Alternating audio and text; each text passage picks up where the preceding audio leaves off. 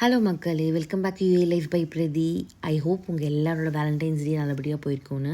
So என்னோடய husband எனக்கு இந்த சாக்லேட் புக்கே சர்ப்ரைஸாக கிஃப்ட் பண்ணியிருந்தாங்க. So this is my turn to surprise him. So எனக்கு கொஞ்சம் பட்ஜெட் கன்ஸ்ட்ரெயின்லாம் இருக்குது. பட் ஆனாலும் என்கிட்ட இப்போ கார்டோ இல்லை. ஸோ நடந்து பக்கத்தில் இருக்க சூப்பர் மார்க்கெட்டில் போய் என்னால் என்ன க்யூரேட் பண்ண முடியுதோ என்னோடய பட்ஜெட்குள்ளே அவருக்கு சர்ப்ரைஸ் பண்ணணும்னு பிளான் பண்ணி கிளம்பியிருந்தேன். வெயில் இங்கே முடிச்சிருச்சு. யூஏஇ ஹீட் ஸ்டார்ட் ஆகிடுச்சு. பட் ரொம்ப நியர்பை தான். ஸோ பிரச்சனை இல்லை, போயிட்டேன். ஸோ அங்கே போயிட்டு நான் என்ன கிஃப்ட் பண்ணலாம், நான் வந்து ஒரு ஹேம்பர் மாதிரி அவர் க்ரியேட் பண்ணலான்னு நினச்சேன். ஸோ அந்த ஹேம்பரில் வந்து கொஞ்சம் ஃபன்னி திங்ஸ் இருக்கலாம். பட் அவருக்கு என்ன பிடிக்குன்ற ஃபோக்கஸில் க்ரியேட் பண்ணேன். So he is a sweet person. So ரொம்ப ஸ்வீட் பைத்தியம் அவர். ஸோ அதனால் வந்துட்டு ஸ்வீட்ஸ் ஃபோக்கஸ்டாக பார்த்துட்டு இருந்தேன்.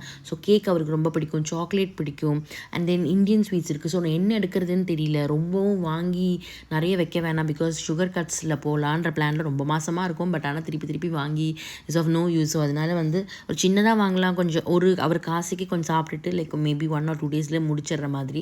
ஸோ ரொம்ப நிறைய ஸ்வீட்டாகவும் வாங்க வேணான்ற மாதிரி பார்த்துட்டு இருந்தேன். நிறைய brownies and then different flavoured cakes, cupcakes, donut எல்லாமே இருந்துச்சு. கைண்ட் ஆஃப் கன்ஃபியூஸ்ட் எது எடுக்கிறதுனே தெரியாமல் பார்த்துட்டு இருந்தேன். பட் அட் தி எண்டில் வந்து சாக்லேட் கேக் ஒன்று இருந்தது. அண்ட் தென் சாக்லேட் வேலண்டைன்ஸோட ஒரு மேட்ச் ஆகுன்றனால அதை எடுத்துட்டேன். அதுக்கப்புறம் ஒரு டைரி மில்க் எடுத்தேன். அதுக்கப்புறம் வந்து ஹி லைக்ஸ் மிக்சர், ஸோ அதுவுமே எடுத்திருந்தேன். அண்ட் தென் வந்து எனக்கு வந்து ஒரு லவ் லெட்டர் மாதிரி இல்லை ஒரு க்ரீட்டிங் கார்டு மாதிரி எழுதணும்னு இருந்துச்சு. But one of the problem என்னென்னா எனக்கு மலையாளம் எழுத தெரியாது. அண்ட் இங்கிலீஷில் எழுதும்போது அவருக்கு பெரிய ஃபீல் இருக்காதுன்பாரு. பட் ஆனால் எனக்கு மலையாளம் தெரியல. ஸோ என்வெலப் மாதிரி எடுக்கலாமா இல்லை க்ரீட்டிங் கார்டு எடுக்கலாமான்னு ஒரே கன்ஃபியூஷனில் இருந்தேன். ஸோ ஃபைனலாக எனக்கு என்னென்ன வேணுன்றதை எடுத்துகிட்டு வீட்டுக்கு கிளம்பி வந்துட்டேன். ஸோ இந்த க்ரீட்டிங் செலக்ட் பண்ணியிருந்தேன். இதில் நம்ம வந்து எழுதலாம். அண்ட் தென் இந்த ஐ லவ் யூன்ற மாதிரி பலூன் வந்து வாங்கியிருந்தேன். பட் என்னென்னா எனக்கு கிராஃப்ட் ஒர்க்கிங்கில் ஜீரோ நாலேஜு. என்னோடய அக்கா வந்து நல்லா பண்ணுவாங்க. பட் எனக்கு தெரியாது.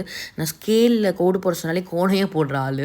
ஸோ இதை நான் வாங்கிட்டேன். பட் எனக்கு ஒரு பெரிய டாஸ்க் என்னென்னா இது ஒன்றா சேர்த்து எப்படி பண்ணுறதுன்னு ஒரு ஐடியா இல்லை. எப்படியோ பண்ணிட்டேன். அவர் வேறு ரிட்டன் வரப்போகிறாரு. ஸோ சீக்கிரமாக முடிக்கணுன்ற ஃபோக்கஸில் வேறு இருந்தேன். அதனால என்னால் முடிஞ்சது ட்ரை பண்ணி ஒட்டிட்டேன். பட் என்னோட இதுக்கு நான் சொல்ல போனால் எனக்கு க்யூட்டாக ஃபீல் ஆயிருந்து, எனக்கு பிடிச்சிருந்தது. என்னையும் அவருக்கு என்னோடய எஃபர்ட் பிடிக்கும்னு நான் நம்புகிறேன். ஸோ இதுதான் ஒரு ஃபைனல் லுக். அண்ட் என்னோடய ஹஸ்பண்ட்க்கு இந்த லுக் ரொம்ப பிடிச்சிருந்தது. And he surprise too. So mission success. So அது முடிச்சதுக்கப்புறமா டின்னருக்கு வெளியில் போயிருந்தோம். பட் பக்கத்தில் ஒரு கெனால் இருந்தது. ஒரு வாக்கிங் போயிட்டு டின்னர்லாம் சாப்பிட்டுட்டு ரிட்டர்ன் டெசர்ட்டுக்கு நான் வாங்கின சாக்லேட் கேக் அண்ட் ஐஸ்கிரீம் வச்சு சமாளிச்சிட்டோம்.